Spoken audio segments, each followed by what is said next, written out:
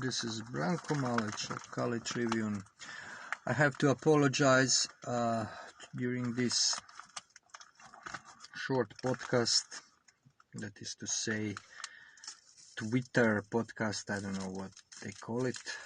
Officially, you'll have to suffer looking at my pretty face. I cannot figure out how to record this on audio only. I hate to flash my visuals online, but what can we do? My apologies to non-spokers. Now, there is something, there is a subject. I was thinking about doing a very long and substantial podcast, or even an essay or two.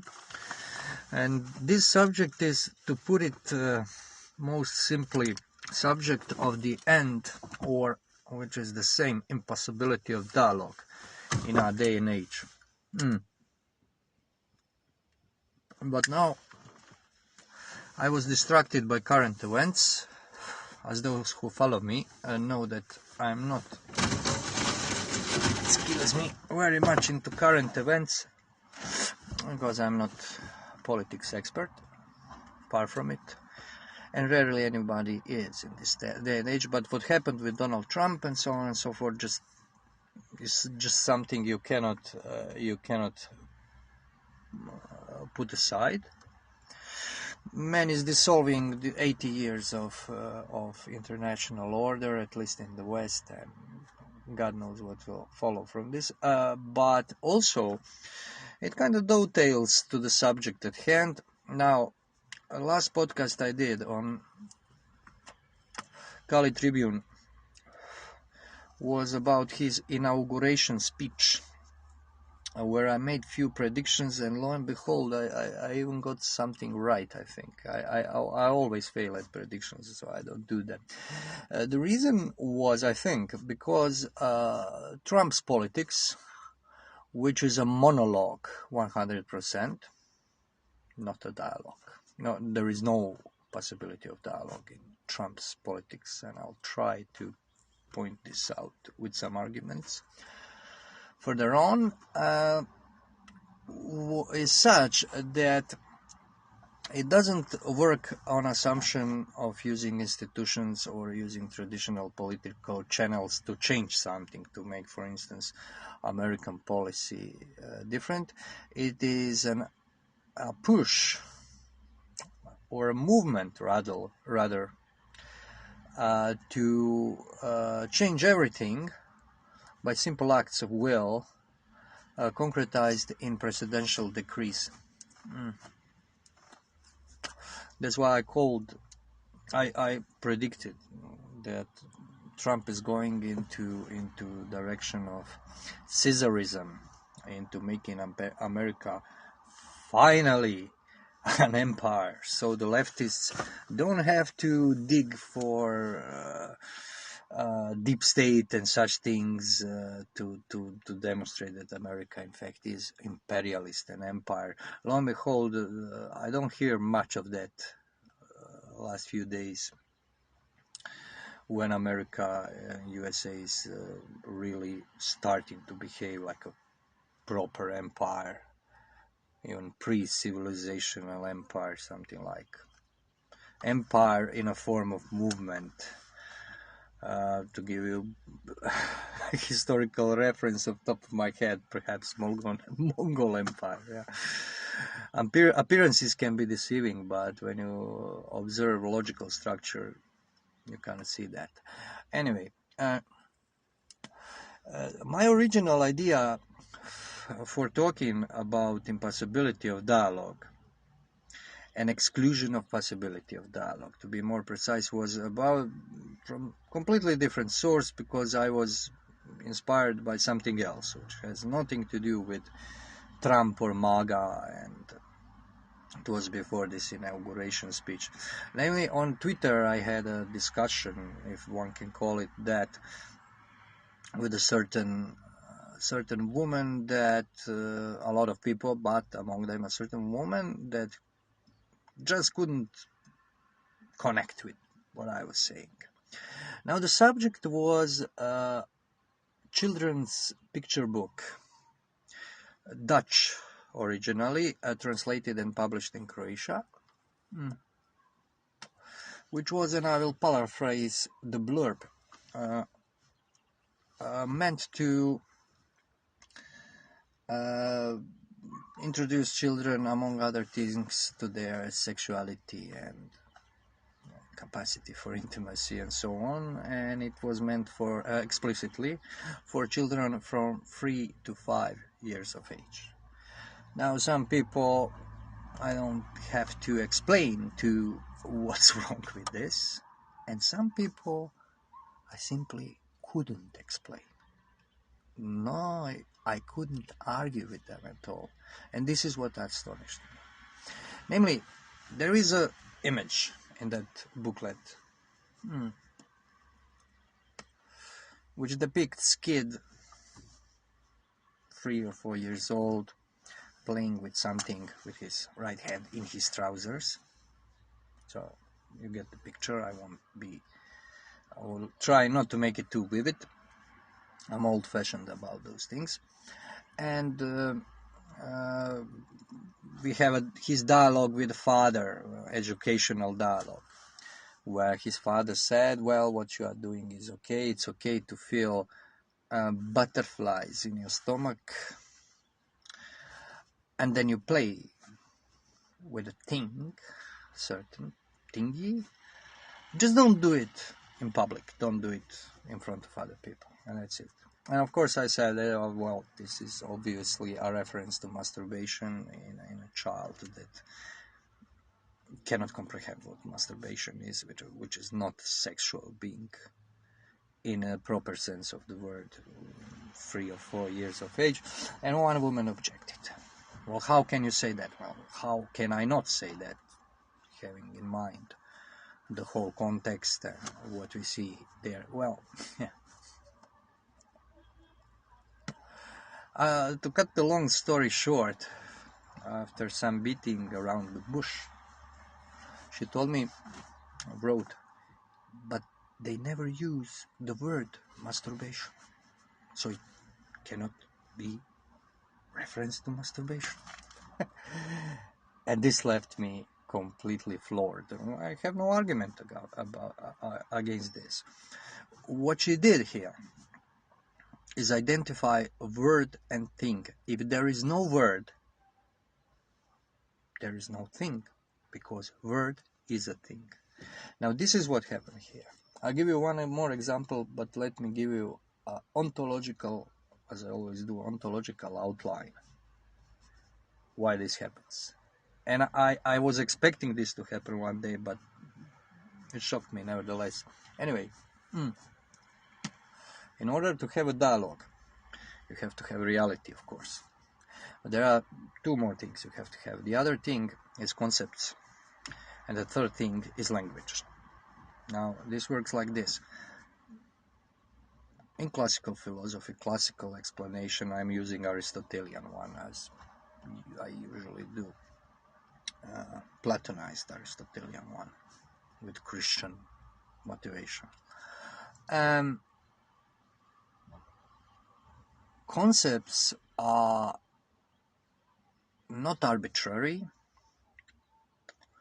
They are attempts, more or less successful, when thinking is in motion, when you think, when you actively think, to grasp the essences of things, to grasp what the form of things, the form or eidos is something that is intelligible in things. So having a concept is coming to grips to the nature of the realities you are talking about. From that follows connections of concepts among themselves, which mirror connections in things themselves, because between thinking and being there is no barrier, real barrier.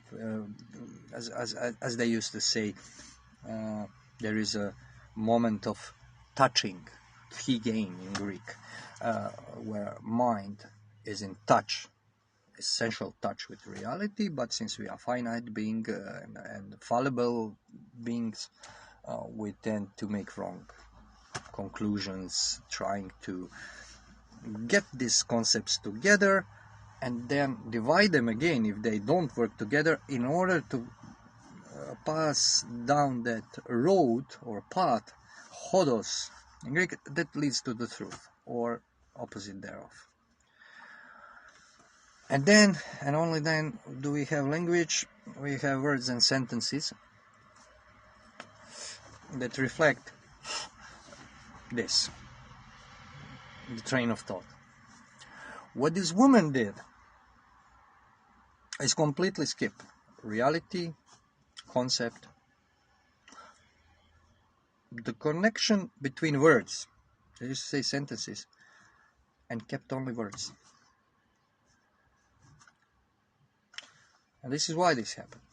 I tell you, because it's painfully and gloomily clear to me. She craves reality because it is the natural appetite of mind to